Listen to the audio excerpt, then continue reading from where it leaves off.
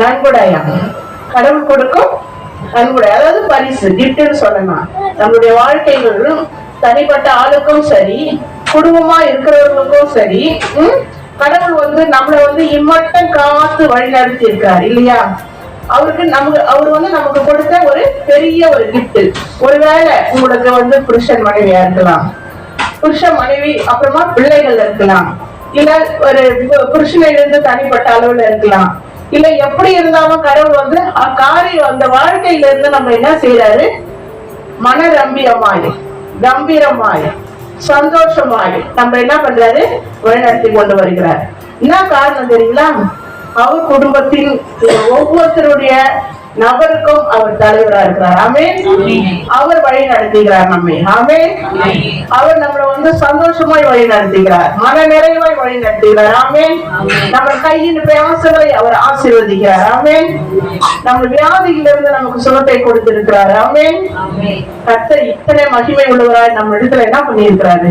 கலந்து வந்திருக்காரு. நம்ம நினைச்சிருக்கிறோம் ஒரு பெரிய குடும்பம், பிள்ளைங்க, நிறைய சொத்து, சுதந்திரம், நல்ல வருமானம், நல்ல வைராக்கியத்தோட நம்ம வாழ்றோம், இதுதான் குடும்பம், இதுதான் கடவுள் நம்மளை சந்தோஷமா ஆசீர்வாதமா வச்சிருக்கிறாருன்னு நம்ம நினைச்சிட்டு இருக்கோம். ஆனா அது இல்ல. கடவுள் விரும்புற ஆசீர்வாதமே வேற, அவர் கொடுக்குற ஐஸ்வர்யமே வேற. இந்த உலகம் தரக்கூடிய ஐஸ்வர்யத்துல உபத்திரவம் இருக்கும், கவலை இருக்கும், கண்ணீர் இருக்கும், கஷ்டம் இருக்கும். ஆனா அவர் கொடுக்கிற ஒரு ஐஸ்வர்யம் நம்மள 4 பேருக்கு முன்னதாக உயர்த்தி நிக்க வைக்கக்கூடிய ஒரு ஆசீர்வாதம். கிட்ட ஒண்ணுமே இருக்காது, ஆனா கர்த்தர் என்ன பண்ணுவாருங்க? உயர்த்தி நிற்பார். உன்னை பாக்குறவங்க 4 பேர் என்ன பண்ணுவாங்க? கை தூக்கி ஸ்தோத்திரம் சொல்லுவாங்க, வணக்கம் சொல்லுவாங்க. இது ஒரு ஐஸ்வர்யம். இது உங்களால உணர முடியுதா? கடவுள் கொடுக்கிற ஐஸ்வர்யம் என்னன்றது உங்களால உணர முடியுதா? கடவுள் கொடுக்கிற ஐஸ்வர்யம் நம்ம தரித்திரராய் இருந்தாலும் நம்ம ஐஸ்வர்யனாக நிற்க வைக்கப்படி செய்யும். இதுதான் அவருடைய ஐஸ்வர்யம். இது நம்மளுடைய அறிவுக்கு எட்டாத ஒரு அன்பு. யாருடைய அன்பு?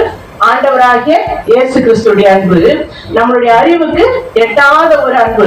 என்னதான் நம்ம சுத்தி சுத்தி சுத்தி பார்த்தோம்னா கூட அந்த அன்பை உங்களால புரிஞ்சு கொள்ள முடியாது. அது என்ன ஐஸ்வர்யம்னு தெரியாது, அது என்ன ரகசியம்னு நமக்கு தெரியாது. ஆனா நம்ம என்ன பண்ண? கீர்த்தியும் புகழ்ச்சியுமாக வைப்பேன்.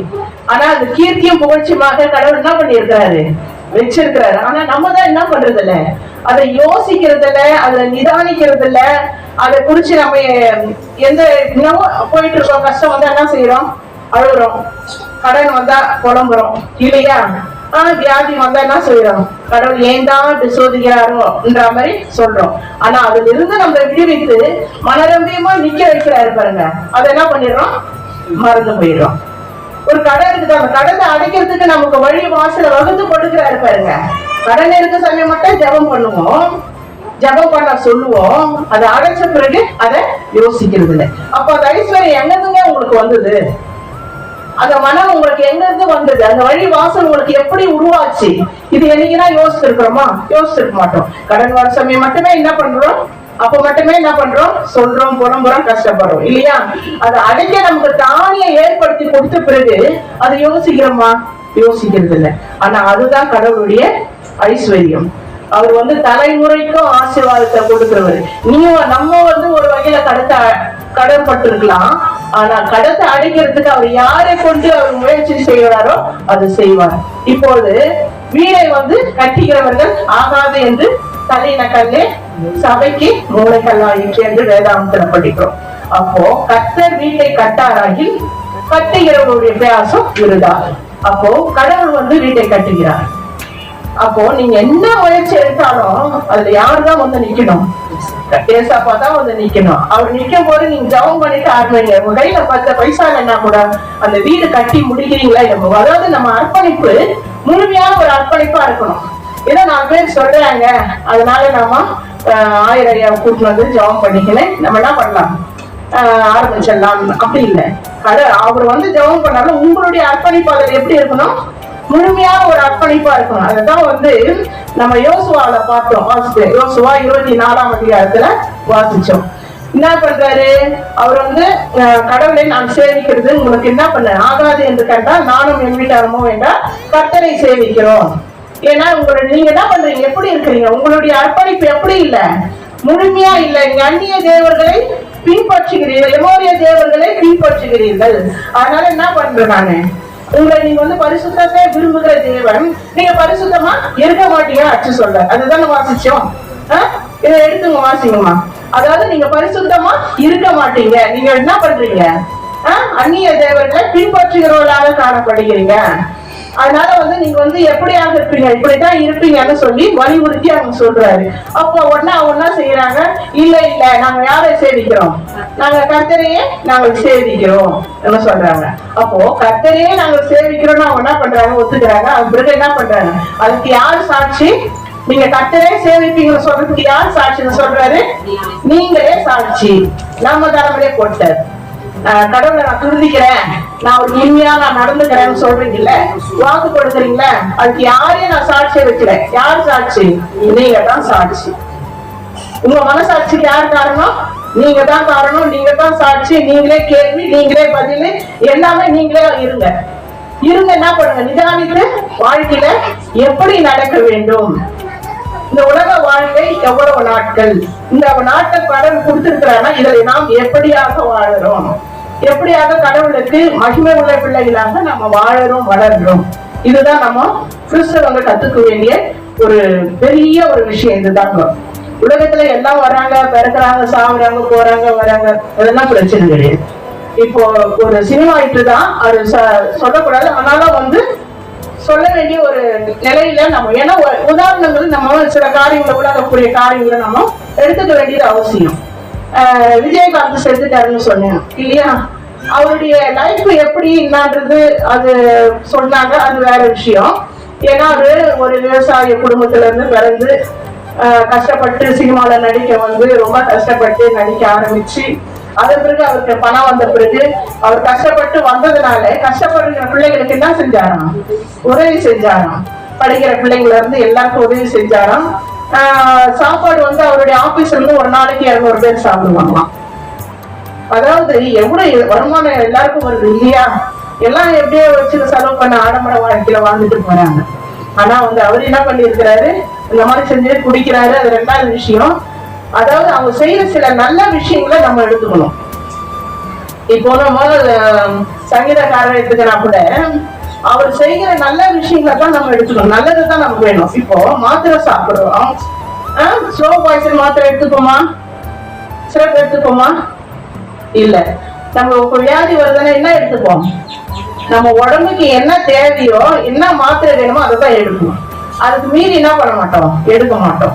அப்போ அது போலதான் ஒவ்வொரு மனிதனுடைய வாழ்க்கையிலும் நல்ல விஷயங்களை மாத்திரமே எடுத்துக்கிறோம், அவங்களுடைய கெட்ட விஷயங்களை எடுத்துக்கூடாது. ஏன்னா நம்ம இடத்துல என்ன இருக்குது, கெட்ட விஷயங்கள் இருக்குதுன்றது மறந்து போக கூடாது. நம்மனாவோ நீதிமான் ஞானின்ற மாதிரியும் மற்றவனாவோ தப்பு செய்யறவங்கள மாதிரி கை காட்டக்கூடாது. அதாவது சிலர் ரொம்ப வேறு பிரசங்கத்துல சொல்லுவாங்க, ஒரு கைதான் நீங்க என்ன பண்றீங்க அவங்கள காட்டுறீங்க, மற்ற விரல்கள்லாம் யாரை காட்டுது, உங்களதான் காட்டுது.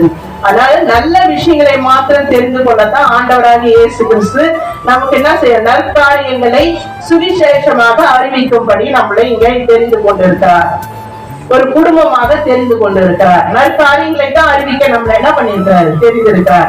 அப்படி இருக்கும் பொழுதுதான் இங்க பவுலடியார் சொல்றாரு, சக வானத்துக்கும் பூமிக்கும் நாமக்காரர் யாரு, ஆண்டவராகிய இயேசு கிறிஸ்து. இந்த வானத்துக்கும் பூமியும் உண்டாக்கினவர் அவர் தான், நமக்கு தாயும் அவர் தான், தந்தையும் அவர் தான், மனவாரனும் அவர் தான், நம்மளை சந்தோஷிப்பிக்கிறவரும் அவர் தான். இந்த உலக வாழ்க்கையில நம்ம வாழறதுக்காக கொடுக்கப்பட்ட துணைகள், பிள்ளைகள், கணவன், மனைவி, இப்படி கொடுக்கப்பட்டுள்ளது. இத அவர் கொடுக்கிற கிஃப்ட். நீங்க வாழற காலம் வரைக்கும் என்ன பண்ணுங்க, வாழுங்க, ஆசீர்வாதமா வாழுங்க. அதான் பாட்டு பாடினா, ஆபிரகாமை போல என்னை ஆசீர்வதியும். இப்படிதான் ஆசீர்வாதத்தை என்ன பண்றோம், கேட்டு பெற்றுக்கொண்டோம். ஆனா அவர் என்ன சொல்றாரு, உங்கள் வாழ்க்கை பிரவாதத்துக்கு முன்னதாகவே உங்கள் தேவைகளை நான் அறிந்திருக்கிறேன், நான் என்ன பண்றேன், உங்களுக்கு அதை செய்யல. அப்போ அவருடைய நம்ம எடுத்து வாசிங்க, எபேசியர் 3ஆம் அதிகாரம், அன்பை குறித்து சொன்ன பாகத்தை எடுத்துக்கலாம்.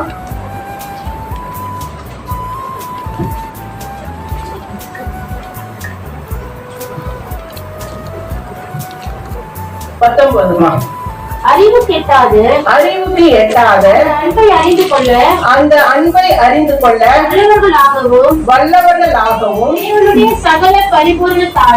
தேவனுடைய சகல பரிபூரணத்தினாலும் நிரப்பப்படவும் அவர் தமது மகிமையினுடைய ஐஸ்வர்யத்தின்படியே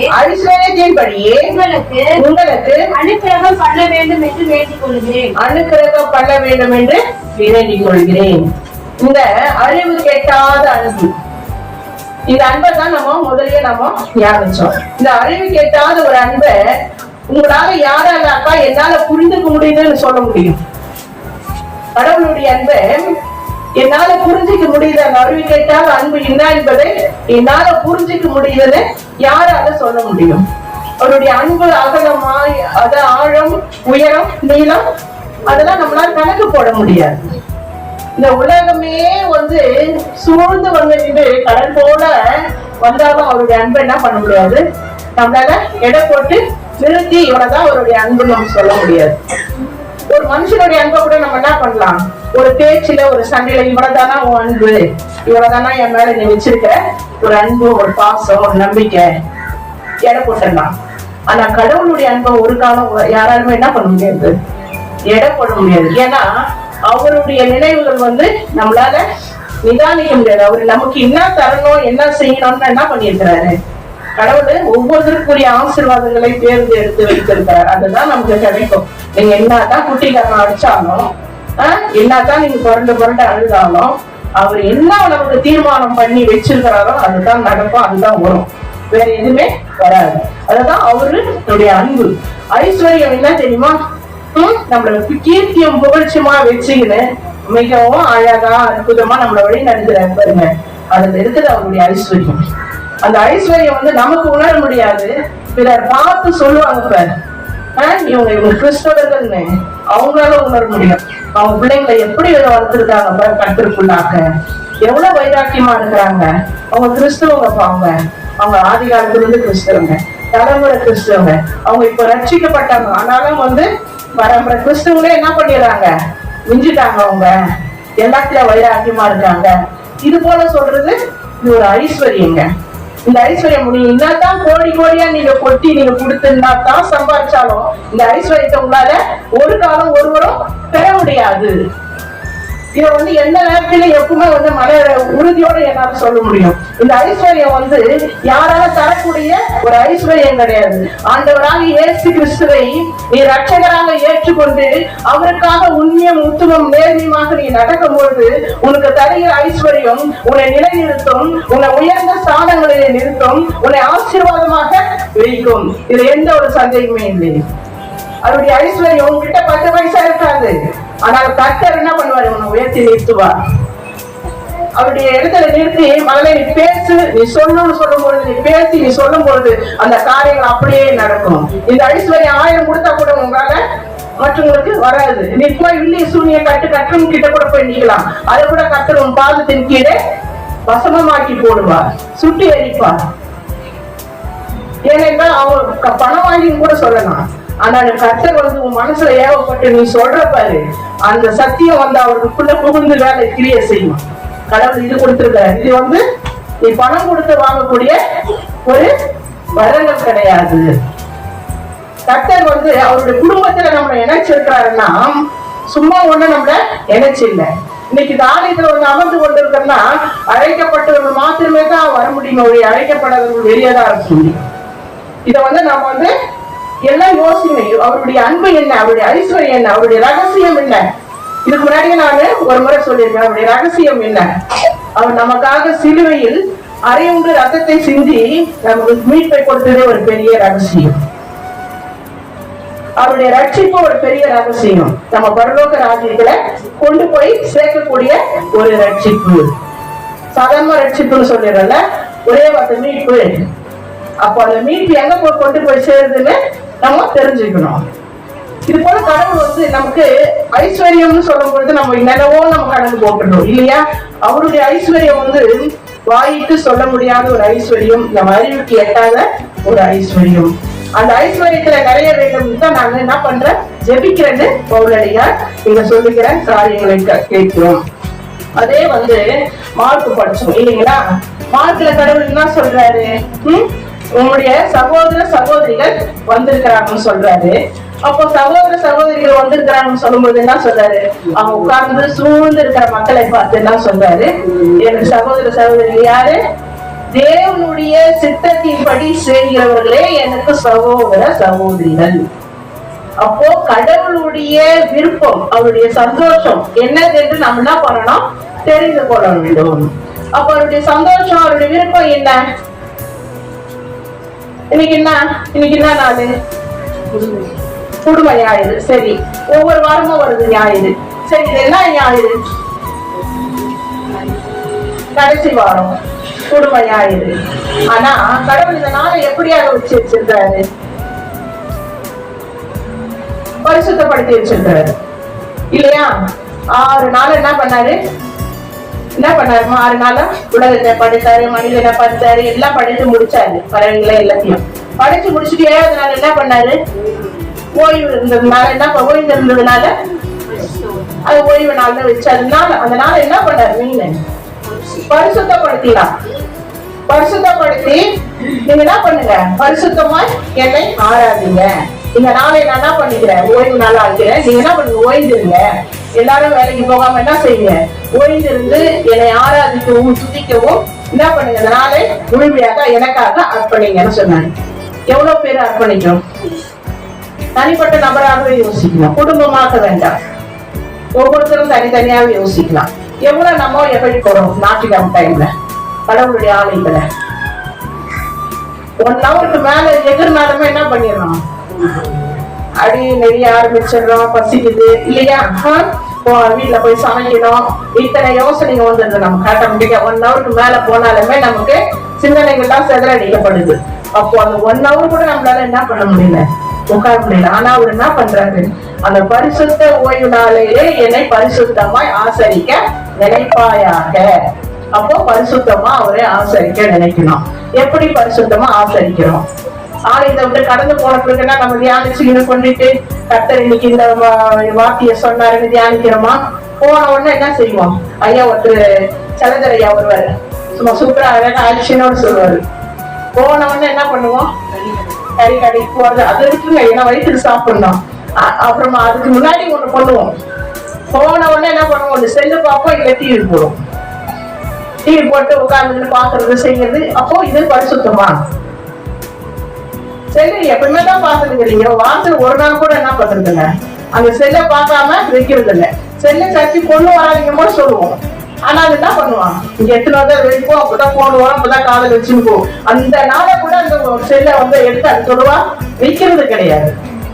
கடவுளுக்காக நம்ம என்ன பண்றோம்? ஒரு நாள் கூட ஒதுக்குறது அவ்வளவு யோசிக்கிறோம்.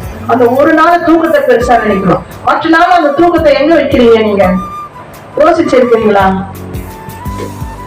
மற்ற நாள் மட்டும் கரெக்டா எழுந்துக்கொள்ள. ஏன்னா அங்க போனா ஒதிப்பாங்க, காய் துப்புவாங்க. என்ன இவ்வளவு லேட்டா சம்பளம் கட்டு. அங்க மட்டும் நல்லா போயிட்டு கரெக்டா நின்றுடுறோம் இல்லையா? அப்போ உலக காரியத்துக்கு அவ்வளவு முக்கியத்துவம். ஆனா உங்களை இந்த அளவுக்கு ஐஸ்வர்யத்தை கொடுத்து மனரம்பியமா உங்களை ஆசீர்வாதமா வச்சிருக்கிற ஆண்டவருக்கு வாரத்துல ஒரு நாள் செலவிட எவ்வளவு யோசிக்கிறோம்? வரது லேட்டா வருவோம், போறது சீக்கிரமா போயிடும். இதுதான் நம்மளுடைய இது. சீக்கிரமா முடிச்சிடலாம். ஏன் வரீங்க? லேட்டா தான் வரீங்க. ஏன் போடுங்க, எஃபெக்ட் போடுங்க, அதனால போடுங்க. என்ன இப்போ என்ன ஆயிட போறீங்க? வீட்டுல போய் என்ன பண்ணுவீங்க? தின்னுட்டு பத்து தூங்கதான போறீங்க. வேற என்ன செய்ய போறீங்க?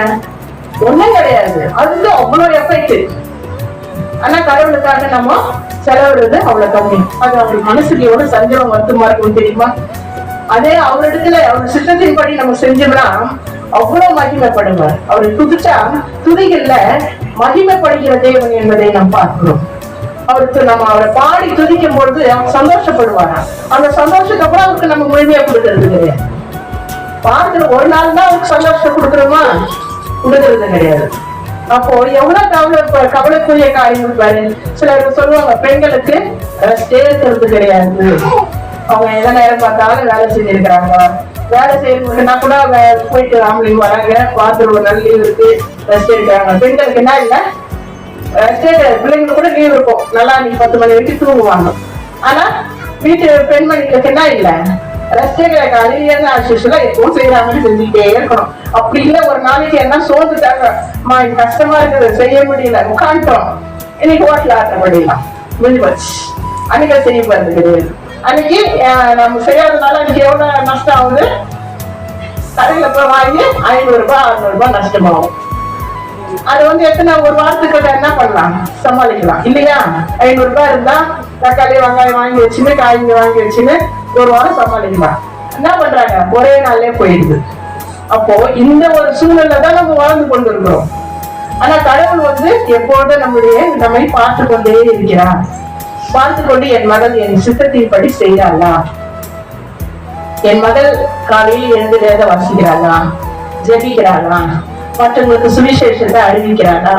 ஆனா நாங்க ஸ்கூல்ல இருக்கிறோம், நாங்க டீச்சர்ஸ், என்ன தெரியுமா, டீச்சர்ஸ் நாங்க போயிட்டு எப்படியாக நாங்க சொல்ல முடியும்? நீங்க ஈஸியா சொல்லலாம். உங்க பிள்ளைங்க யாருன்னா உடம்பு சரியில்லாதா, அவங்க அப்பா அம்மா உடம்பு சரியில்லா, ஜெபிக்கலாமா, அவங்களுக்கு என்ன பண்ணலாம், ஈஸியா என்ன பண்ணலாம், செய்தி இப்பத்துல இருந்தா என்ன பண்ணலாம், சீக்கிரம் போட்டுக்கிட்டே வரலாம். அது நீங்க பின்னாடி உங்க கண்ணுல என்ன பண்ணீங்க, உங்க கண்ணுல காண்பீங்க. டீச்சர்ஸ் நல்ல ஊழியம் பண்ணலாம், பிள்ளைங்களை வச்சு அழகா பண்ணலாம், உங்களுக்கு சத்தியங்களை போதிக்கலாம். இது போல காரியங்களை நல்லாவே செஞ்சுக்கலாம். அது போல வீட்டுல இருக்க பெண்மணிகள் நம்ம போயிட்டு வீடு வீடாதான் போயிட்டு நற்செய்தி சொல்லணும்ன்றது அவசியம் இல்லை. உங்க வீட்டுல நீங்க யாராருக்கு நீங்க ஜெபிக்கலாம்னு நீங்க யோசிக்கிறீங்களா, உங்க முழங்கால் பண்ணிட்டு ஒவ்வொருத்தருக்காக நீங்க ஜெபிக்கும் பொழுது அவர்களுடைய தேவைகள் சந்திப்பட அவர்கள் உங்க வீடை தேடி வருவாங்க. சிஸ்டர் எனக்காக என்ன பண்ணுங்க, ஜெபம் பண்ணுங்க, நாங்க ரொம்ப கவலையா இருந்தேன், கஷ்டமா இருக்கிறோம், எனக்காக ஜெபம் பண்ணுங்க, அவங்க உங்க வீட்டை தேடி வருவாங்க. நீங்க போக வேண்டிய அவசியம் இல்லை. சிஸ்டர் கிட்ட பேசுற எனக்கு ரொம்ப மன ஆறுதலா இருக்குது, என் மனசுல இருக்கிற பாடெல்லாம் கூட்டிட்டு போயிட்டு மனசுனா லேசா இருக்குது சொல்லிட்டு அவங்க சொல்லுவாங்க, நம்ம சொல்ல வேண்டியது இல்லை. கடவுள் அவ்வளவு ஐஸ்வர்யத்தோடு நம்ம என்ன பண்றாரு, இந்த உலகத்துல வாழ வச்சுட்டு இருக்காரு. ஆனா ஒரு சித்தத்தின் படி செய்யறதுக்கு நம்ம ரொம்ப யோசிக்கிறோம். கொஞ்ச நாளைக்கு பண்ணிடுறோம், கொஞ்ச நாளைக்கு என்ன பண்ண முடியல, அது நம்மளால ஃபாலோ பண்ண முடியல. அது காரணம் என்னன்னா நம்மளுடைய உலக காரியங்கள் நம்மள என்ன பண்ணுது, அழுத்துது. அதனால என்ன பண்றோம், கொஞ்சம் விளங்குறோம், மறுபடியும் என்ன பண்றோம், இழுத்து பிடிக்கிறோம். எங்க மகன் சொல்ற ஒரு ஊழியத்தை ஒரு ஜபத்தை ஆரம்பிச்சுட்டா அதை நிறுத்தாதீங்க, எந்த காரணத்தை ஒன்றையும் நிறுத்தக்கூடாது. அதை என்ன பண்ணுங்க, அழகா செஞ்சுடுங்க, செஞ்சுட்டே வந்துருங்க, நிறுத்தாதீங்க, இது நிறுத்தணும்னு யோசிக்காதீங்கன்னு சொல்லுங்க. ஏன்னா ஒரு ஊழியத்தை ஆரம்பிச்சு அது தொடர்ச்சியா நடக்கிறது ஒரு பெரிய பிளஸிங். இந்த ஒரு விஷயங்களை மனைவி புது நகர்ல நாங்க ஒரு பாஸ்டிங் பிரேயர் ஒண்ணு ஆரம்பிச்சோம். ஒரு 2 பேர் 3 பேர் சேர்ந்துதான் ஆரம்பிச்சோம். ஆரம்பிச்ச பிறகு நாங்க நடத்தி கொண்டு இருந்து முடிச்சுட்டு வந்துட்டோம். அது பிறகு அது தொடர்ந்து நடந்துகிட்டே இருக்குது. அது தொடர் மூலியமா நடந்துட்டு இந்த நாள் வரைக்கும் நடந்துட்டுதான் இருக்கு. அது எனக்கு ஒரு பெரிய ஒரு சந்தோஷம். என்னன்னா நம்ம ஆரம்பிச்சது எதுவுமே என்ன ஆகல, நிக்கல. 2வது டிடிஎஸ் அப்போ என்ன பண்ணோம், ஏப்ரல் 30 ஆரம்பிப்பாங்க, மே மாசத்துக்கு முன்னாடியே. அப்போ சாப்பாடு போட ஆரம்பிச்சோம். அந்த சாப்பாடு போடுற விஷயம் ஒவ்வொரு டிடிஎஸ்லயும் இன்னும் நடந்தது. 10 நாள்ல வைப்பாங்க, 10 நாள்ல நடந்துட்டு இருக்கு. இது நான் மன பெருமைக்காக சொல்லல, கர்த்தருடைய ஊழியத்தை நம்ம முழுமையா நம்ம எஃபெக்ட் போட்டு ஆரம்பிச்சோம்னா அது நிக்காது. நம்மளே இருந்து இல்லைன்னா கூட அது இயங்கி கொண்டு இருக்கும்னு சொல்ல வரேன் நான். அதே போல சிபிஎஸ்ல நான் பேரண்ட்ஸ் 2 பேர் தான் போயிட்டு என்ன பண்ணா, மஞ்சள் ஆமலவாயில் இருக்கும்பொழுது அந்த பட்டா ஒண்ணு இருக்குங்க, அதை போயிட்டு நாங்க 2 பேரும் ஆரம்பிச்சோம். அப்புறமா கொஞ்சம் கொஞ்சமா ஆரம்பிச்சு அது அப்படியே தொடர்ந்து நடந்தது. அப்புறமா 2வது பிரியும் போது அப்படியே ஸ்டாப் ஆச்சு. அது ஸ்டாப் ஆக விடாம ஒவ்வொருத்தருடைய வீட்லயும் என்ன பண்ணோம், நான் ஜபம் வச்சுட்டு வரேன். ஜபத்தை நான் நிறுத்தவே இல்லை. மழை பெய்ஞ்சாலும் சரி, எப்படி இருந்தாலும் அந்த ஜபத்தை நிறுத்தாம ஒவ்வொருத்தர் வீட்டுல அம்மாக்கு நாக்கு இருக்கா என்னன்னு தெரியாது. ஏன்னா ஒவ்வொருத்தர் வீட்லயும் பேரண்ட்ஸ் வீட்டுல எதிர்க்க இருக்கிற தம்பி பேர் மறந்துட்டுல வினோத் அவங்க அம்மா வீட்டுல, அப்புறம் நம்ம சாவுத்தி அம்மா வீட்டுல, மாதவ ஐயா வீட்டுல, இந்த மாதிரி ஒவ்வொரு வீடா நாங்க என்ன பண்ணுவோம் வச்சு அம்மா வீட்டுல கூட வச்சிருக்கோம். வச்சுட்டு அப்படியே ஓடுவோம் நாங்க. அப்புறமா ஒரு இடம் கிடைக்கிறது ரொம்ப கஷ்டமா இருந்தது. அப்புறம் ஒரு ஷாம்னா போட்டுதான் இன்னைக்கு வச்சிருக்கிற ஆள் இதுல நடத்திட்டு இருந்தோம். இன்னும் அந்த பாஸ்டிங் சைட் நடந்துட்டு தான் இருந்தது. அது நிக்கவே இல்லை. ரெண்டாவது சாப்பாடு போடுற விஷயங்களும் நடந்துட்டு தான் இருக்குது, நிக்கவே இல்லை. ஏன் சொல்றேன்னா, நம்ம முழு எஃபைட் போட்டு முழு ஆத்மாவோட முழு பலத்தோடும் நீ என்ன பண்ண அவருக்கு நீ செய்யும் பொழுது நம்முடைய பலத்தை அவர் அறிந்திருக்கிறார். நம்மளுடைய உற்சாக மனதை என்ன பண்றாரு அறிந்திருக்கிறார். நம்ம மனதை எப்படியாக அவர் அறிந்திருக்கிறாரோ அவ்வளவு முழுமையான ஒரு ஆசீர்வாதங்களை பார்க்க முடியும். இந்த ஐஸ்வர்யம் எவ்வளவு கொடுத்தா நமக்கு கிடைக்கும்? தொடர்ந்து நடக்குது இல்லையா? நாங்க ஒரு 10 பைசா கொடுக்கலாம் உங்களுக்கு, எங்க கையில இருக்கிறத வச்சு அன்னைக்கு சாப்பாடு போட்டோம், அது தொடர்ந்து நடந்துச்சு. இருக்கிறத வச்சு செய்யறதுதான் கடவுள் என்ன பண்றாரு ஆசீர்வதிக்கிறாரு. 2 அப்பா 5 மீன் தான் என்ன பண்றாரு 5000 பேருக்கு போஷிக்கிறாரு. இந்த ஆசீர்வாதங்கள் எப்படி தொடர்ச்சியாக வருது? நான் ஐஸ்வர்யவான நான் எல்லாரும் கொட்டி கொட்டி கொடுத்துட்டு இருக்கேன், இங்க ஒண்ணுமே கிடையாது. ஆனா கடவுள் என்ன பண்றாரு ஆசீர்வாதமா நடத்துறாரு. அவர் பிள்ளைகளை கொண்டு வழி நடத்துறாரு, ஒவ்வொருத்தையும் பயன்படுத்துறாரு. அப்போ இதை நம்ம எதை கொண்டு நம்ம நிதானிச்சுக்க முடியும்? இந்த அன்பை எப்படி நீங்க அறிந்து கொள்ள முடியும்? உங்களுக்குள்ள இருக்கிற அன்பு உங்களுக்கே தெரியாது. டக்குன்னு அக்கா நான் செய்யறேன்டா, நான் போடுறேன்டா, அக்கா உங்ககிட்ட எவ்வளவு இருக்குன்னு தெரியாது, நான் போடுறேன்டா சாப்பாடு முடிஞ்சு போச்சு. அன்னைக்கு சமையல் எல்லாருமே சாப்பிடுவாங்க. அப்புறமா நீங்க யோசிப்போம், நம்ம இது போடுவோமான்னு கூட நமக்கு தெரியாது. ஆனா என்ன பண்றோம், போட்டுக்கிறோமே இல்லையா? 10 பேருக்கு நம்ம சோறு போடுவோன்ற தேவை நமக்கு இருக்குதா? ஆனா போடுறோம்ல, அதை நம்ம என்னைக்குமே யோசிச்சிருக்கிறோமா? அதுதான் கடவுள் கொடுக்குற ஐஸ்வர்யம். அது கொடுக்குற ஆசீர்வாதமே அதுதான். நாங்க அவர் கொடுக்கறது அவர் விரும்புறதே இதுதாங்க. மற்றவங்க கொடுக்கணும், மற்றவங்க சத்தியத்தை சொல்லணும், அவங்கள உங்க கையில இருக்குதுன்னா உள்ளதை என்ன பண்ணுங்க கொடுங்க தான் சொல்றாரு. கொடுக்காதீங்க வச்சுக்கணும்னு சொன்னாரா?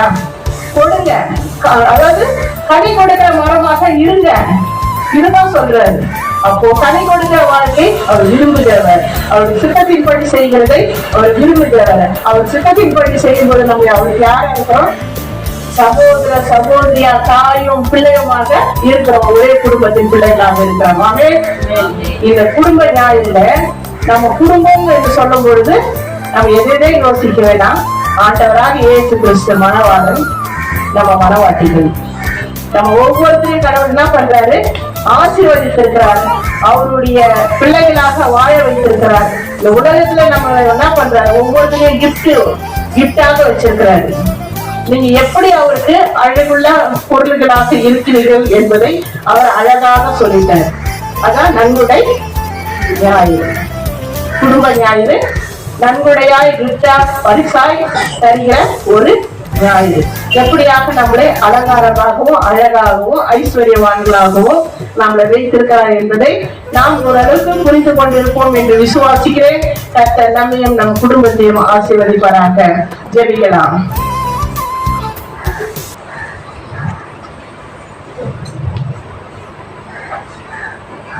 மணவாளன் கர்த்தர் இயேசு வருகின்றாரே, மணவாட்டி சந்திக்க ஆயத்தம் தானாம்.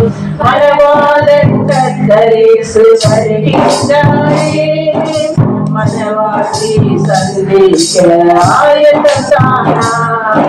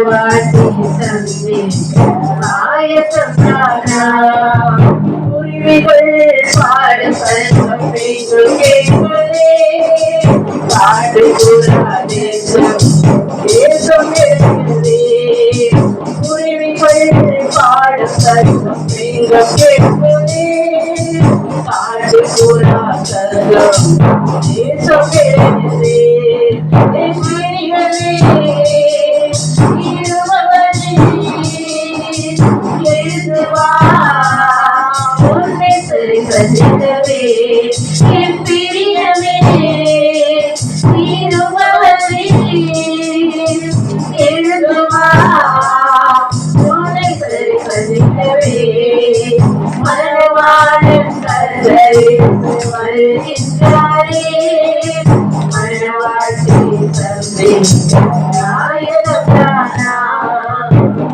ஸ்தோத்திரத்தாவே துதிகள் மத்தியில் வாசம் செய்கிறது நன்றியோட ஸ்தோத்திரிக்கிறோம் அப்பா. சில நாள் முழுவதும் ஆண்டவரே, வருடங்கள் முழுவதும், வாரங்கள் முழுவதும், ஒவ்வொரு நாளும் ஒவ்வொரு நிமிஷமும் ஆண்டவரே எங்களை வழிநடத்தி கொண்டு வந்ததற்காக உமக்கு கோடா கோடி ஸ்தோத்திரம் கர்த்தாவே. இந்த நாளிலும் எங்களை ஒரு குடும்பமாக நீர் இணைத்துக் கொண்டதற்காக நன்றி தகப்பனே. ஆண்டவரே, உடைய பிள்ளைகளாக நாங்கள் ஆண்டவரே எங்களை அப்பா ஐஸ்வர்யவான்களாகவும் சம்பந்தங்களாகவும் வைத்திருப்பதற்காக ஸ்தோத்திரம் தகப்பனே. அன்பின் பிதாவே ஸ்தோத்திரம் கர்த்தாவே. அன்பின் உருவமானவரே ஸ்தோத்திரம் கர்த்தாவே. உம்முடைய அன்பு அகலமும் நீளமும் உயரமும் ஆண்டவரே அப்பா எங்களுக்கு எட்டாவது தகப்பனே. ஆனால் நீர் அமைத்த மறைந்த தேவன் நாங்கள் நினைப்பதற்கும் வேண்டுவதற்கும் அதிகமாய் நீர் செய்வது தகப்பனே. அதற்காக நன்றியோட நன்றியோட நன்றியோட ஸ்தோத்திரிக்கிறோம் அப்பா. ஒவ்வொருத்தருடைய தேவைகளும் நீர் அறிந்தவராய் ஆண்டவரே, ஒவ்வொருத்தருடைய தேவைகளும் நீர் சந்திக்கிறவராய் நீ கடந்து வந்து ஒவ்வொரு குடும்பத்திலும் நீர் ஆசீர்வாதங்களை கொடுக்கும்படியா செபிக்கிற தகப்பனே. கடன் பிரச்சனைகள் இருக்கிறவர்களுக்கு கடன் பிரச்சனைகளுக்கு ஒரு விடுதலை கொடுக்கும்படியா செபிக்கிறேன். அதுக்கு வேண்டிய வழி வாசலை என் தேவ ஆவியானவர் அடைப்பதற்கு வேண்டிய வழி வாசலை என் தேவ ஆவியானவர் ஏற்படுத்தி கொடுக்கும்படியாம ஸ்தோத்திரிக்கிற தகப்பனே. அன்றைய ஸ்தோத்திரம் கர்த்தாவே. வியாதியில் இருக்கிறவர்களுக்காகவும் பாத்துல வருகிறேன் அப்பா. வியாதியின் படிக்க நீர் மாற்றி போட்டு அப்பா உடைய பிள்ளைகள் ஆண்டவரை சுகமாய் குடியிருக்க பண்ணும்படியா செபிக்கிறேன் தகப்பனே. அன்பின் பிதாவே, உடைய பிள்ளைகள் ஆண்டவரே வருகிற புதிய வருடத்தில் புதிய ஆசீர்வாதமும் புதிய நன்மைகளும் புதிய கிருபைகளும் அப்பா உடைய பிள்ளைகளை தொடர்ந்து வந்து ஆசீர்வதிக்க நிறுத்தி செய்த வேண்டுமா செபிக்கிற தகப்பனே. வந்திருக்கிற ஒவ்வொரு பிள்ளைகளின் தாத்தின் கடமை ஒப்புக்கொடுக்கிறேன். என் தேவன் ஏற்று வழி நடத்துவீராக. இயேசுவின் நாமத்தில் வேண்டிக் கொள்கிறோம் நல்ல பிதாவே. ஆமென்.